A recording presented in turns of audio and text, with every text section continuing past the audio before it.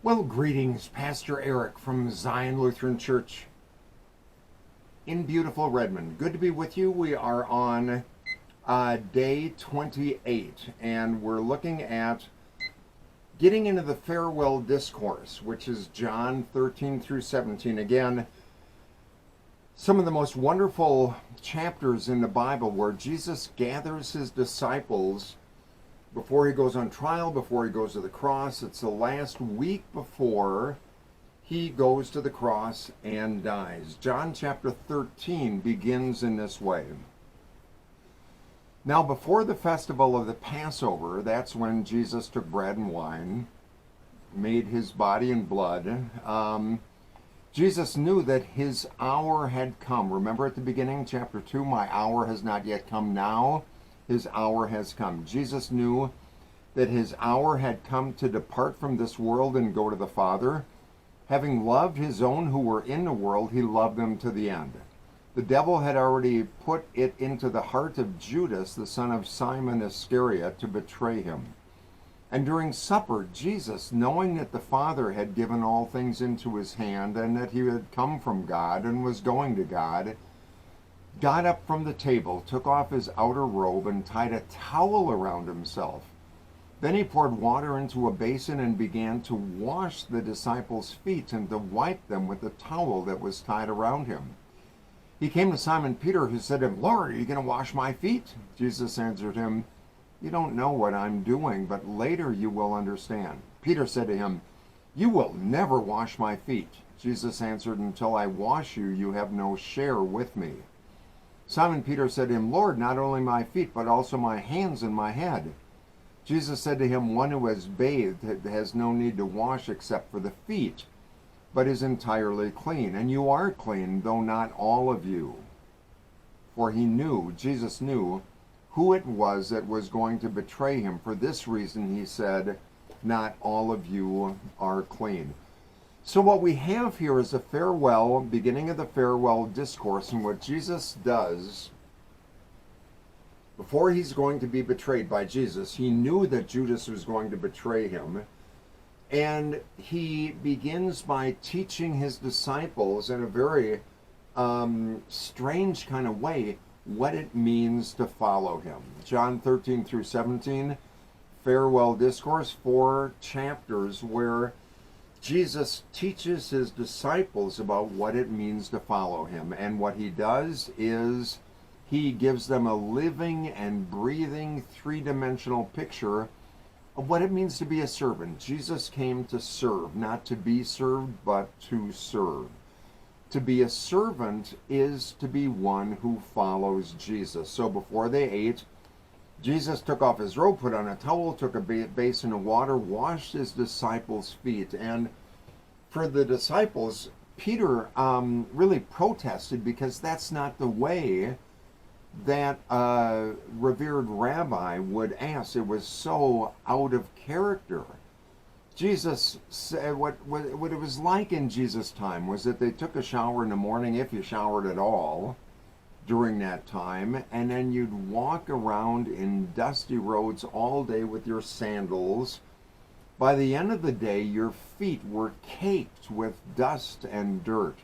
Your toenails were gross, and when you entered into some house of someone, instead of bringing in all that dirt, there was a bowl of water there and a servant who would come and wash your feet and dry them with a towel.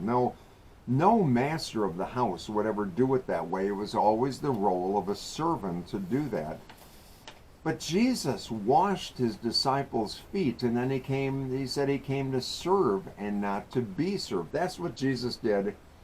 He ministered to his servants by serving, ministered to his disciples by serving them. He washed their feet, and he gave them just a real life 3-dimensional picture of what it means to be a servant. And he asks us to follow him and to be a servant in that way. So let me suggest 3 things about what it means to be a servant like that. First, think of washing his disciples' feet. That was really an act of love of Jesus, really caring for their immediate needs. Servants serve the Lord, but they also serve other people. Servants love. Servants simply love. They give of themselves for others that they love. Because if you don't love when you serve, then serving becomes just a duty that you do rather than a gift to the other person. Service is, if it's without love, it's just something you have to do, and you do it and you can be grumpy about it. But with love, service becomes something that really ministers to the other person. It's not an assignment you have to do. Rather, it's a ministry that you provide for someone else. You know, over the years, I've sometimes just seen far too many grumpy servants and cranky Christians who, well, I guess I'll do it. It's out of obligation. It's out of duty. Christian life is not one of misery and unhappiness, but it's serving with joy and love in the heart. Really, over the years, I've seen some of the grumpy servants, but I've also seen some of the most happy and joyful and fulfilled servants who do it not because it's just a responsibility, but it's a privilege to love and to serve. So the first thing, servants love by serving. Second thing, servants really are strong. It takes inner strength to be a servant. Servants are not the kind of people that you just take advantage of, because they're not weak and oppressed people. Jesus says, I want to show you a different kind of servanthood, a kind of servant who does it by choice, not something as an obligation that you have to do as a duty. It takes strength to be the kind of servant that Jesus is calling you to be. It takes strength and faith and character, and it takes your mind and your heart. It takes determination. People who are going through an identity crisis are oftentimes not very good servants, because they're kind of figuring out who they are and what they have to do, what boxes they need to check. Jesus, as Lord and Savior, calls us to serve, to show the world who we are as strong people who are following Jesus, serving others, loving, serving, and doing that out of strength. And third thing about being a servant is that servants serve imperfect people. Jesus washes the feet of Peter, and he says, you're not going to do that to me. Peter, who was so impulsive so many times, was an imperfect recipient of the service of Jesus. That's why servants serve imperfect people. It would be easy, it would be so much easier if servants served perfect people. If every time you did something for someone, they said, oh, thank you so much, that really made my day, I really appreciate it. But servants, because they're strong and because they love and because they serve imperfect people, oftentimes serve people where you don't get any gratitude at all. You don't get any recognition. You don't get anything back for doing an act of service. That's why servants need to be strong people, because they serve out of a sense of love and out of a sense of strength and out of a sense of giving, because the people they serve are often imperfect people. If everyone we served gave us great accolades for whatever we did, that would make it a whole lot easier, but that's not the way it is, because servants serve imperfect people.